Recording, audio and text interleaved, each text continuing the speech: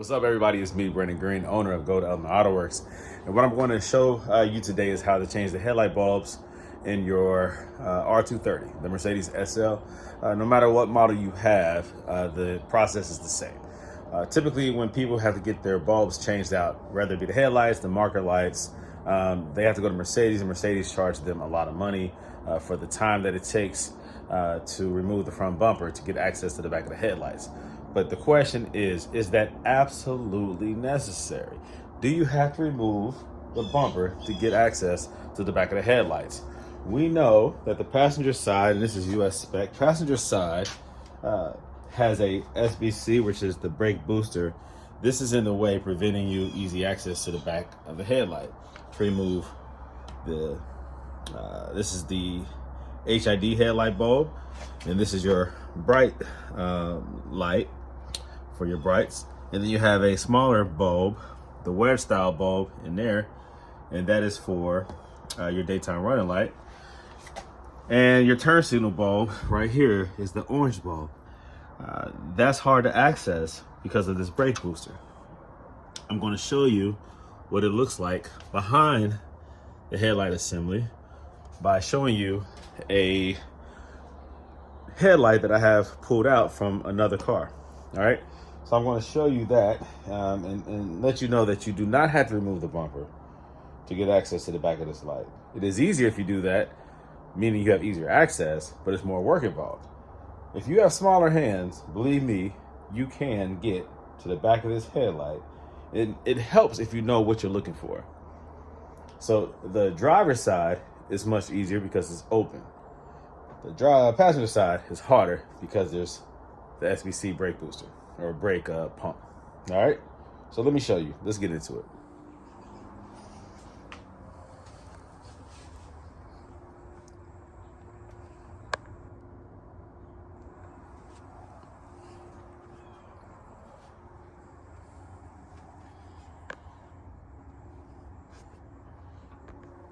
Okay, so let's take a look at this headlight assembly. This is the driver's side headlight. Now, because this is removed, you can see everything so much easier. You can see the back of it. You can see what you have to do in order to change out the bulbs. This here holds the headlight. Now, being that it is a Mercedes with the upgraded HID headlight bulb, you have a ballast, all of which, well, the ballast is right here. This amplifies the signal, allowing HID or a higher output, a higher amplified output, which gives you the super bright lights. You squeeze on this right here and you remove this. Now this right here catches in those holes right there. You're gonna have to know that to remove it and to put it back in, you have to catch those holes, all right? And snap it back in. You have to hear that audible snap, but you have to squeeze right here to remove it. This gives you access to the HID bulb itself. Now, this here is attached, and you have to turn it counterclockwise. So if you're looking down in front of the car doing this, it's going to be just the opposite, right? But it is counterclockwise if you're looking at it from the back. Turn it counterclockwise to remove it. It has these right here. These are the locks. It has these tabs. I mean, these, little nipple tab things right there, little nipple things. This right here attaches to that and twists. That's how it locks in place. Now, you have this surrounding crown or trim, or not trim, but this surrounding piece that turns counterclockwise again. That locks the actual bulb into the headlight assembly. Whoops. And you pull this out, and that releases the actual bulb. Okay? Remember, this has to go in on top of the bulb. The bulb goes in first. It does sit in there. There are cutouts in there. So it does go in there a specific way. All right. This cutout right here matches up with the top. All right. Do not touch the glass. Try not to. Why? Because it leaves oil from your fingers. You think your fingers are clean and oil free, but you naturally are releasing sweat and oils. So when you touch that, it burns off and it can cause this to pop. Most of the time it does not pop, but I have seen it pop before. So try not to touch that glass, all right, when you're removing this. Now, if this is a bad one, then you're just throwing it away anyways. But when you're installing a new one, make sure that you do not touch that glass, all right? Now, what I typically do, this is a 6000K bulb. So it's like white, right? If you want a crystal white, it's not blue, but a crystal white, go with 8000. That's super bright. It has a slight hint of blue to it, but it's a real bright white. I like to upgrade it. If you buy an aftermarket one, this piece right here, instead of it being brown, is blue. That lets you know it's the 8000 or the 8000K. That's what I prefer. Anyways, that's how you remove that. When you install a new one, make sure as I said, make sure that goes just like that. And you take this surrounding piece right here that locks it in place, install it. You see it has the cutouts also, and it just put it in there and twist, and it locks it in place. All right, it's obvious how it goes when you're looking at it from the back like this, but looking down it in the car, it's not going to be so easy. It's going to be hard to see all this. So you're going to be doing it by hand, right? By feel, not by sight. All right, that's how you change that out. Now you have the turn signal versus the orange bulb. I do this by hand, one hand. All right, boom, there you go. That's easy to replace. Now let's see if you have access to that easily in here.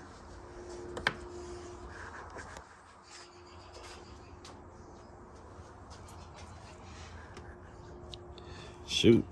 Yep, you gotta do it blindly. Hold on, let me see here. Yeah, because it's right here. Yeah, I can feel it, but I can't see it. So, again, know what you're looking for when you're removing this. This turns counterclockwise and it pulls out. I guess you might want to know what kind of bulb this is. To remove it, you again turn it counterclockwise and it comes out. This is a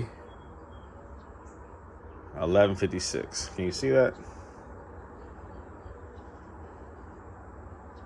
So just kind of zoom in. Hold on, it's kind of hard to see. But it is an 1156. All right, that's easy. You can get these aftermarket anywhere. They're not that expensive. Buy them in bulk if you want to. They don't usually burn out because you're not using it all the time. You're only using it when you're turning. So that lasts probably longer than any other light in this headlight assembly. Let me see on this side. Is that easy to get to? Put your hand in there. Oh, I can feel it. I can feel it. And I have decently sized hands. Like, they're not big and they're not small. They're not tiny little hands. All right? And I can do it. Look at that injury right there. That was from wipers on my G-Wagon. Yeah, when I was painting this surrounding trim, whatever, spring loaded, boom, hit my finger. Yeah, whatever. All right, so that's easy access. This is easy to change out. It's not complicated. Very self-explanatory. All right, I'm not even gonna put that back in there because I need two hands to do that. All right, so you have that. This right here is your brights and also your little daytime lamp, daytime bulb or daytime running light. So you squeeze on this and pull towards you. Again, this latches right in there. Little cutout holes. You're gonna have to put that back in there when you put the cover back on. Now, this gets a little bit more complicated here. These are your brights. This right here, this plug, this connection pulls out towards you. It's usually tight. It's hard to pull out, hard to come off, but it requires some force.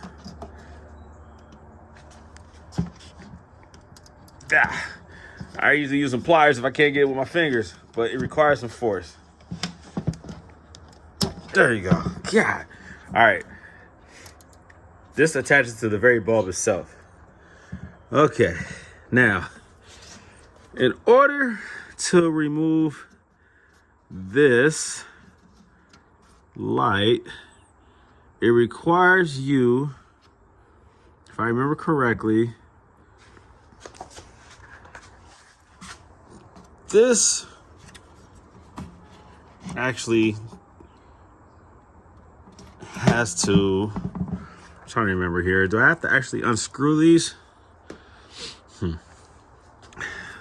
me see here. I hope not, because then that's, oh, there you go. Thought so. Okay, so this right here, this surrounding black trim piece, there is a tab here and a tab here. Use that for leverage and twist it this way. That releases, let me see. I'm trying to remember here.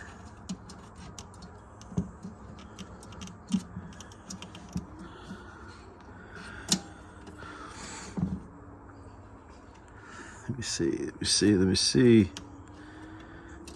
All right. That allows you, once you twist that right there, counterclockwise, then you can pull this out. Whew. All right. This is a H, let me see. If I remember, H7. This is a H7. Real small print, H7. Okay. These are your brights. That goes in one way. This tab right here has to be at the top. It can only go in one way. That black metal, that black plastic trim, you have to twist that counterclockwise to release it like this.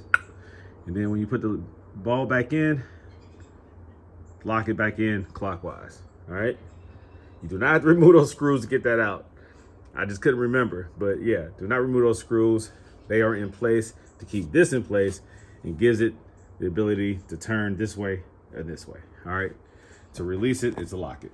So there you go for that. Now, regarding that little bitty light, I'm trying to remember where it's at. Hold on, let me turn this thing around again.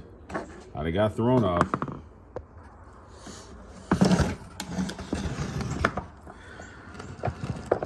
All right, there it is. That little light down there, the little wedge style bulb next to the brights is right there. All right, to get access to that, simply pull this out. It's just pressed, it's just pushed in, not pressed in, but pushed in. Now, easy to grab all three wires and just pull it towards you, okay? Wedge style bulb. Now, check this, come on now. I need two hands.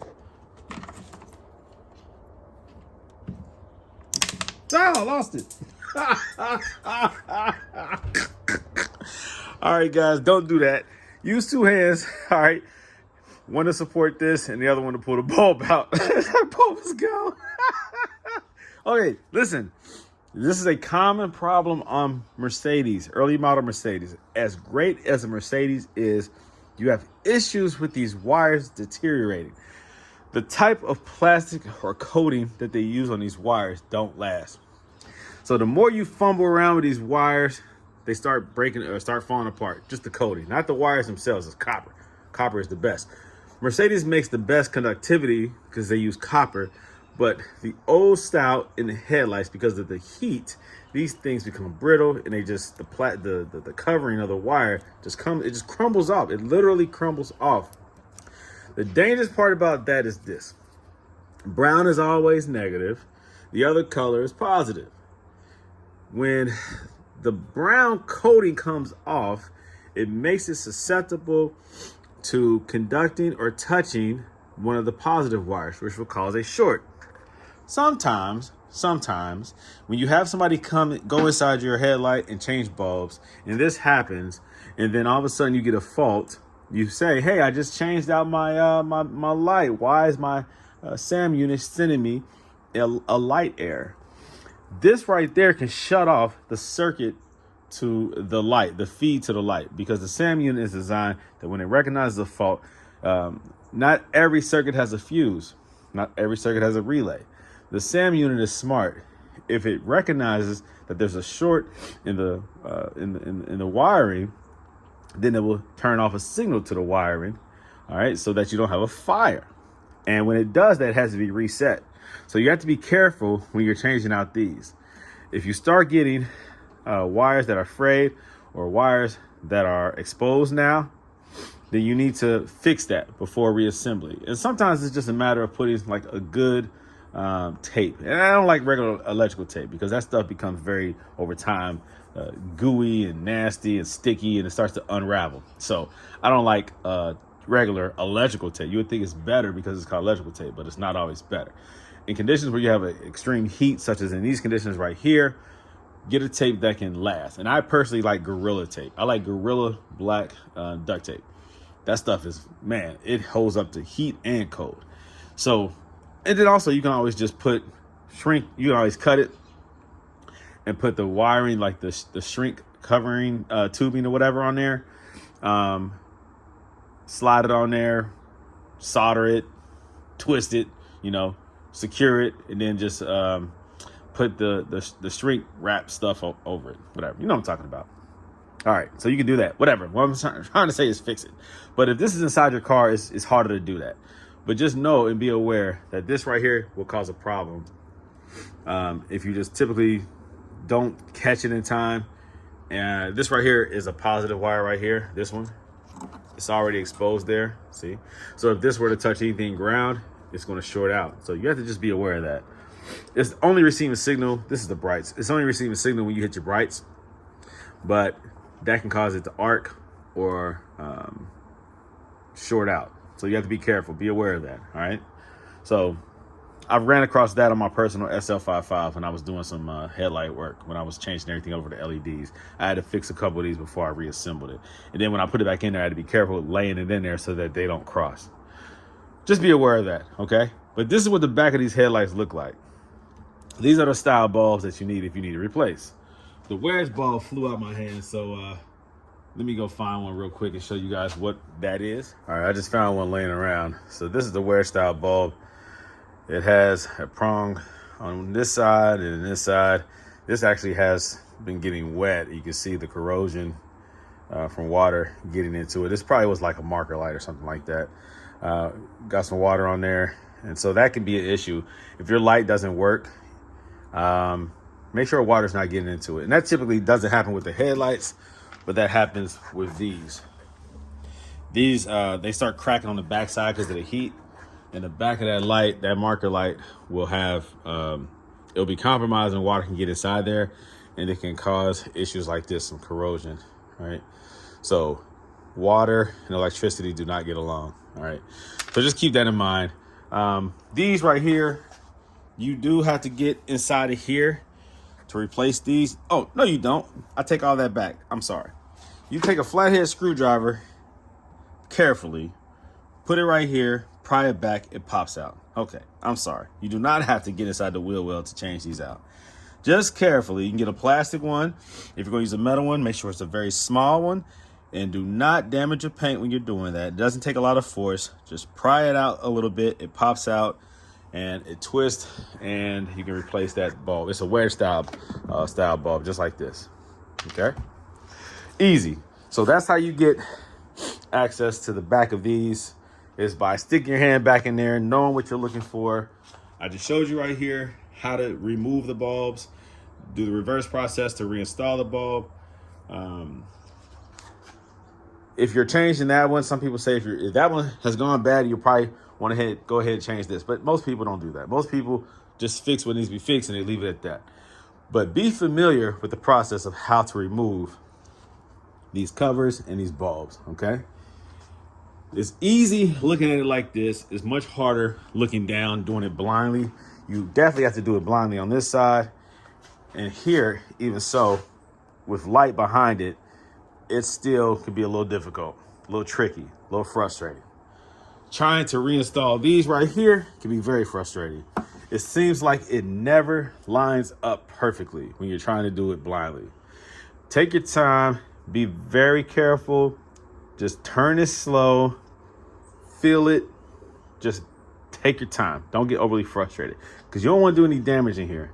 Make sure that when you put this cover back on, that it's sealed properly, because you don't want to start introducing water into here and you get foggy headlights, condensation on the inside. Then you're really screwed, because then you have to leave the cover off, let the engine run, let it get hot on a nice hot sunny day, and hopefully all that water evaporates. But now, because you're doing that, and it might take several tries or days to do that, now dust can get in there. And you don't want that, because then you're like, hey, my headlights just don't look as good as they used to. Because now you have, due to condensation and dust, you have stuff inside of there now, like stuff that you can't get rid of. So just make sure you have this cover on tight. Make sure it snaps on. Make sure you hear that audible snap. Same thing with this one. All right, good to go. If you need help with any of this type of stuff, just watch my video again. All right, be careful. Use the right size bulbs. I have a video showing how to upgrade things to LED. Like I updated the wedge style to LED. I changed out the HID bulbs to 8000K. That's self-explanatory, but it gives you a much brighter look. So I can show you the results of that. And I also changed out these to LED. So these are LED. These are LED. These right here are HID 8000K, so they're much brighter. I also did this. So I have the Mercedes emblem that lights up. Pretty dope. And even the interior, I changed the LED on this one. So I'm happy about that. But it gives it just a newer feel, an updated feel. This car is so modern, exterior-wise. I want everything to feel modern. This car this is a 5.5 AMG M113K motor. Stock, almost 500 horsepower stock, but this has been upgraded with a stage 2 tune from Eurocharge.